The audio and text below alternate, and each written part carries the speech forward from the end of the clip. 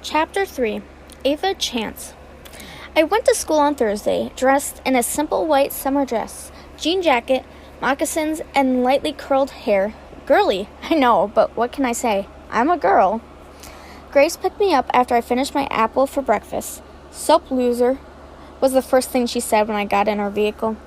Grace was dressed in a blue shorts, a Spider-Man shirt, combat boots, and her hair was in a messy bun. Grace and I were totally different look-wise, but personality-wise, we were like sisters. Sometimes we speak in sync. Cooper Kinsley went to my house yesterday and stole my cookies. Grace gave me a smirk. Real cookies? No thinking dirty, I scolded. Sure, she laughed. And how and why was he there anyways? She asked as she pulled out of my small neighborhood. He returned my phone, but I don't know how he found my house, I said, realizing this for the first time. That's interesting. What's interesting? I looked towards Grace. Nothing. Tell me. So Cooper Kinsley somehow magically knows where your house is, has your phone after he swept you off your feet at practice and saved you from Coach Horny? She ranted, listing off all the things he'd done for me. Cooper Kinsley definitely has a thing for you, she declared, as she parked in the parking lot. No, he doesn't. Oh, yes, he does not. Opening the door, I jumped out, having the last word. Today's special was spaghetti. Not my ideal food, but I was starving enough to eat it. I guess an apple for breakfast isn't enough. I was too busy thinking about what Grace said. How did he find my house? Why did he suddenly act like my friend? And why did he suddenly notice my existence? As I walked towards the aisle, too busy to look anywhere I was walking, I ended up tripping on someone's backpack and ending up with me falling face first. I let out a yelp of surprise as I went forward with my spaghetti coming with me. I was going to go face first into the floor of spaghetti, but instead of going forward to the ground, I was stopped.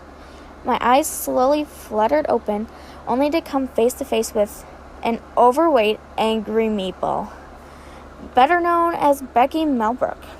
What? She screeched in her high voice. Did I say that out loud? Yes, you did. Becky Melbrook was dressed in a rainbow socks, Converse blue jeans, a blue My Little Pony shirt, and her hair was in pigtails. Her face was caked in makeup, and her brows and braces had food stuck in them. She was covered in spaghetti. My spaghetti, to be exact. Although Becky looked like an overweight, overaged toddler, she was more like Godzilla on her period. She hated me ever since kindergarten when I cut off her ponytail. But how was I supposed to know that when she went to my play and she wanted to play hairdresser, she only wanted a play haircut, not a real haircut? Okay, maybe I should have known. But she's kept the haircut all these years, and since then she's always making my life a living hell. I'm sorry, I screeched while trying to wipe spaghetti off her shoulder. I don't want your help. Grabbing my hand from her shoulder, she twisted it back, causing tears silently run down my face as I heard crack. You stupid little bitch. Another twist. You think you're so cool. Yet another twist. Well, you're not. You're just a little bitch who can't stay away from me. Lesbian. Letting go of my wrist, she let me fall to the ground while holding my wrist in pain. A sense of deja vu washed over me. How about you go cry to your mommy and daddy? Oh, wait, you can't, she sneered in disgust. That hit hard. And now I just wanted to die in a hole. And don't forget your lunch on your way out. She picked up the spaghetti still sitting in her hair, which was a lot, by the way, and dropped it straight on top of my head. I could feel the slop mushing into my hair. It was disgusting. Oops, missed the spot. She picked up some random stranger's milk and poured it down the front of my dress. Right now, I realized how many people were watching, laughing, even videotaping, and here I was, the only one. I said I was sorry. What did I do to deserve this? Becky was the bitch of the school and was bullied too by the popular, but I've never bullied her, so So what gave her the urge to bully me too? I thought she knew how I felt. I was too much of a wimp to even stand up for myself, too much of a wimp to speak, and too much of a wimp to run away. Go cry, you little... What the fuck, Becky? Looking up as if the answer of my prayers, I saw Cooper Kingsley standing there holding the half-empty milk, not letting any more fall down my dress. Cooper was dressed in simple blue t-shirt, dark jeans, a leather jacket, and his hair was messily done. Cooper had his many followers following him, as well as his best friend, Braxton.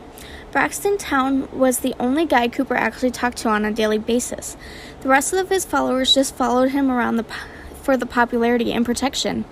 Not that they got any of those. Braxton was wearing a band t-shirt, blue jeans, Jordans, and an Adidas flat beak hat. She spilled food on me purposely, Becky screeched, blushing fiercely at Cooper. I don't think so, Braxton muttered quietly. Don't let it happen again, Cooper practically growled. Don't look, speak, or touch her. Turning around, Cooper swiftly leaned down and attempted picking me up bridal style. And again, as his soft touch took me by surprise, I flinched away. Shh, he cooed. I'm not gonna hurt you. He moved to pick me up again, and this time I let him pick me up. His hands went under my knees and around my back, enveloped me in his cologne. Acting on instinct, I hid my face in his chest, away from all the curious stares I was getting. Nothing to see here, Braxton's loud voice boomed from the cafeteria. Move along, out of the way. After exiting the loud cafeteria, the atmosphere fell silent. The hallways were dead with nobody in them, and I almost didn't notice when the boys were about to take me into the boys' washroom. Whoa, I stuttered, holding the door firm as my voice cracked. I'm not going in there. Please, Ava, we need to get you washed up, Cooper said gently. Yeah, and you kind of smell, Braxton's voice said from the inside washroom, causing me to jump. I'm sure you'd smell too if you got milk and spaghetti down your shirt, I growled. Why, I wasn't a wimp right now. I don't know. We're trying to help you, he growled back. I didn't ask for it. Then, realizing how selfish and rude I was being, I suddenly gave in, letting my arms fall limp. I'm sorry I'm being a brat. You take me in. In the most agonizing voice I had, I let them take me inside. Cooper gave me a purely smile, and as Braxton re-entered with, So, you're the girl who sprained her ankle after she won the game, Braxton asked as Cooper sent me on the sink. And the girl who called Becky Milborg, and I quote, overweight, angry meatball. Cooper smirked at me, then grabbed some paper towel, wet it down before he gently started to clean my arms. It was an accident, I whined. Sure it was, Braxton smirked, causing me to blush. Then he had the nerve to wink. I like this girl. She's not like the others. Not like the others?